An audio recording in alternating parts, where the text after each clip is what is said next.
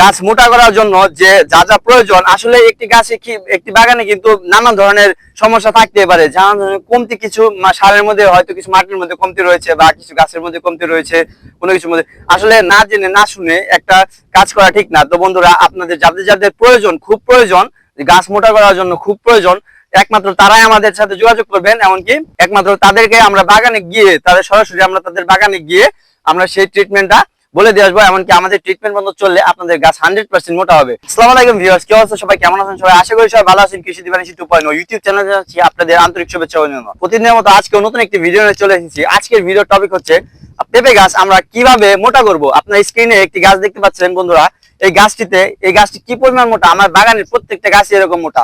আসলে এই মোটা হওয়ার পিছনে রয়েছে অনেকগুলো কারণ। আপনারা সচরাচর একটি পেঁপে চারা যদি মাটিতে রোপণ করেন তাহলে এত মোটা হবে না। আর এত মোটা হওয়ার জন্য আমরা কি কি সার প্রয়োগ করেছি এবং কি কখন কি পরিচর্যা করেছি সেটি জানা অত্যন্ত গুরুত্বপূর্ণ। কেননা গাছ যদি মোটা না হয়ে থাকে তাহলে আপনাদের ফলন প্রচুর পরিমাণে ফলন হবে না। তো বন্ধুরা, আপনার স্ক্রিনে দেখতে পাচ্ছেন গাছটি, এই গাছটির পিছনে এমন কিছু কাজ করেছি যে কারণে এই গাছটি এত মোটা হয়েছে। তো আপনারা দেখতে পাচ্ছেন বন্ধুরা, এই গাছটির গোড়া মোটামুটি মাটিতে থেকে 1 হাত পরিমাণের উঁচুতে আমরা গোড়ায় মাটি দিয়েছি। এরপরে আমরা এই যে এখান থেকে পেঁপে হারভেস্ট করেছি। আসলে একটু অগ্রিম সিজন, তো যে কারণে আর কি একটু উপর থেকে পেঁপে ধরেছে, কিন্তু এই সেম জাতের পেঁপে আমাদের অন্য বাগানে রয়েছে, সেগুলো একদম মাটিতে থেকে পেঁপে ধরেছে। তো বন্ধুরা, এই পেঁপে যে গাছটি রয়েছে, এই গাছটি যত ঝড়ে আসুক না কেন, এই গাছটি আমার মনে হয় না যে নর্মাল একটি ঝড়ে ভাঙতে হবে, যদি আল্লাহ না চায় আর কি। তারপরেও আর কি যে গাছটি যে পরিমাণ মোটা, এই পরিমাণ মোটা গাছ আমার মনে হয় না যে ক্ষতি করতে পারবে। এমনকি 70 থেকে 80 কেজি পেঁপেও এই গাছগুলো আর কি ধরে রাখতে পারবে, এরকম ওয়েট ধরে রাখতে পারবে, কোনো প্রবলেম হবে না, একদম কোনো প্রবলেম হবে না, কারণ এরকম গাছ। তারপরে আপনারা আশেপাশে গাছ লক্ষ্য করলে দেখতে পাবেন সব গাছই প্রায় এরকমই। কিন্তু আমাদের একটা জিনিস লক্ষ্য রাখতে হবে যে এই গাছগুলো আমাদের যে করে হোক মোটা করতে হবে। মোটা না করলে আপনাদের গাছ ভেঙে যাবে, ঝড়ে ক্ষতি হবে, আপনাদের গাছে বেশি পেঁপে রাখতে পারবেন না, বা ঝড়ে ক্ষতি হয়ে যাবে, আপনাদের ক্ষতির সম্মুখীন হবেন।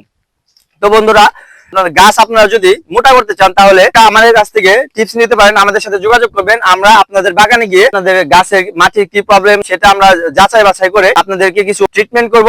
ট্রিটমেন্ট করার পরে আপনাদের গাছ 100% শিওর থাকেন যে আপনাদের গাছ মোটা হয়ে যাবে, 100% মোটা হয়ে যাবে। কারণ পেঁপে গাছ আপনারা যদি কিনা ঠিকঠাক মতো পরিচর্যা করেন তাহলে আপনাদের লস হওয়ার কোনো প্রশ্নই ওঠে না।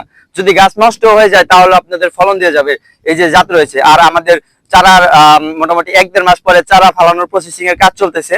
তো আমরা ঘর দিতেছি, চারা ফালাবো, সেখানে সীমিত পরিমাণে চারা থাকবে আমাদের কাছে। তো আপনারা যদি কেউ চারা নিতে চান তাহলে আমাদের সাথে যোগাযোগ করবেন, আগে প্রি বুকিং দিয়ে রাখবেন। গাছ মোটা করার জন্য যে যা যা প্রয়োজন, আসলে একটি বাগানে কিন্তু নানা ধরনের সমস্যা থাকতে পারে। যেমন কমতি কিছু সারের মধ্যে, হয়তো কিছু মাটির মধ্যে কমতি রয়েছে, বা কিছু গাছের মধ্যে কমতি রয়েছে, কোনো কিছুর মধ্যে আসলে না জেনে না শুনে একটা কাজ করা ঠিক না। তো বন্ধুরা, আপনাদের যাদের যাদের প্রয়োজন, খুব প্রয়োজন, গাছ মোটা করার জন্য খুব প্রয়োজন, একমাত্র তারাই আমাদের সাথে যোগাযোগ করবেন। এমনকি একমাত্র তাদেরকে আমরা বাগানে গিয়ে, সরাসরি আমরা তাদের বাগানে গিয়ে আমরা সেই ট্রিটমেন্টটা বলে দিয়ে আসবো। এমনকি আমাদের ট্রিটমেন্ট বন্ধ চললে আপনাদের গাছ 100% মোটা হবে।